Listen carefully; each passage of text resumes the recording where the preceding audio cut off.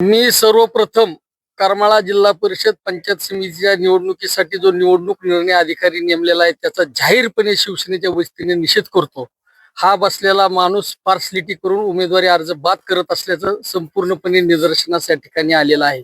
बाकीच्या अनेक कुणाचे कसे अर्ज बाद झालेत याचं मला काही घेणं देणं नाही, पण आमच्या शिवसेनेच्या उमेदवाराचा जाणीवपूर्वक अर्ज या ठिकाणी त्याने बाद केला.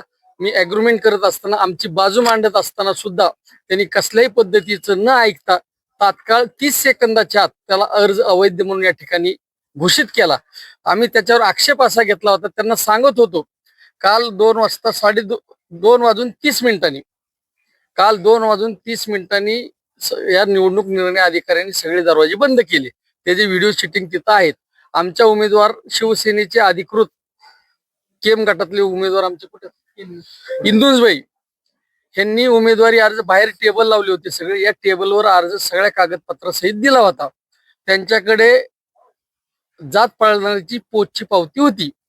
त्या ठिकाणी एक त्यांचा निवडणूक अधिकारी टेबल काय नाव त्याचं अर्ज हिशोब होत होता तो हा नाही आतला ते तलाठी काय ते सर्कल कलेक्टर सगळ्यांचे केम गटातले अर्ज घेत होता. अर्ज घेतला असताना आमच्या उमेदवारांनी सगळा अर्जाचा बंच त्याच्याकडे दिला आणि ही 2:30 वाजता बरोबर त्यांनी ते सगळे अर्ज घेऊन आत गेला. मी स्वतः तिथं आत होतो. मी 3 वाजेपर्यंत आत होतो, 3:30 वाजेपर्यंत आत होतो. मी त्या ठिकाणी साहेबांना निवडणूक निर्णय अधिकाऱ्यांना हात वर करून सांगितले की आमचा एक अर्ज आत आलेला आहे, पण ह्यातला एक कागद साहेब बाहेर थांबलेला राहिलेला आहे. जात पडताळणीची पोच बाहेर आहे, ती पोच आम्ही आत घेऊन येतोय.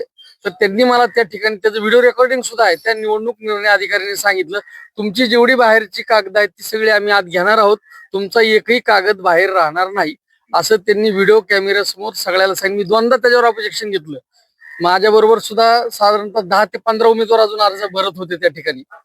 आणि असे असताना ज्यावेळेस अर्ज आत आला, आमच्या माणसांनी ह्या जात पडताळणीची झेरॉक्स त्या निवडणूक निर्णय अधिकाऱ्याकडे दिली होती. पण आज छाननीच्या वेळेस त्या ठिकाणी असं आम्हाला सांगितलं की तुम्ही झेरॉक्स कॉपी त्या ठिकाणी जोडलेली नाही. मी त्यांना काल सांगितले की 2:30 वाजता आम्ही तुमच्या समोर घेऊन होतो, आमचा माणूस बाहेर कागद घेऊन उभा होता.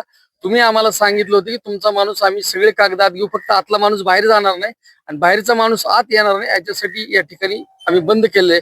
पण आज या ठिकाणी भयंकर यांनी शिवसेनेच्या अधिकारावर गदा आणली, एका व्यक्ती स्वातंत्र्यावर गदा आणली. डॉक्टर बाबासाहेब आंबेडकरांनी जो निवडणूक लढवण्याचा अधिकार दिलाय तो अधिकार पायाखाली तोडण्याचं पाप या निवडणूक निर्णय अधिकाऱ्यांनी केलेले.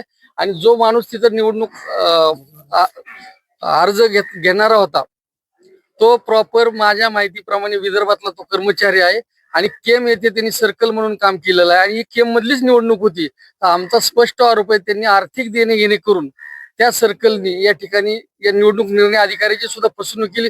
कारण आमच्या माणसाने त्याच्याकडे दिले होता कागद, तो म्हणला होता तुम्ही आज जाऊन द्या. खरं तर त्याची जबाबदारी होती अर्ज स्वीकारणाऱ्याची की ते अर्ज कागद घ्यायचा आणि आत नेऊन द्यायचा, तर त्यांनी तो नेऊन दिला नाही.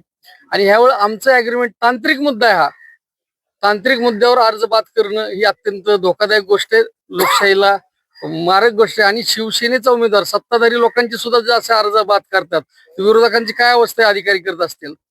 ह्या निवडणुकीला काही अर्थ नाही. मी या ठिकाणी त्यांचा पुन्हा एकदा जाहीर निषेध करतो. तुमच्याकडून शिवसेनेच्या वतीनं गाडी अडवण्याचा देखील प्रयत्न झाला होता? हो, आम्ही त्याची गाडी अडवण्याचा प्रयत्न केला, पण ते आमचं लेखी म्हणणं सुद्धा काही नाहीत. आम्ही त्यांना म्हणलो, त्यांनी आमचं एक म्हणणं ऐकून घेतलं नाही, डायरेक्ट अर्ज अवैध केला. आम्ही त्यांना म्हणत होतो की आमचं लेखी म्हणणं घ्या, आम्हाला पोच द्या, आम्हाला पुढे काहीतरी त्याच्यावर करता येईल.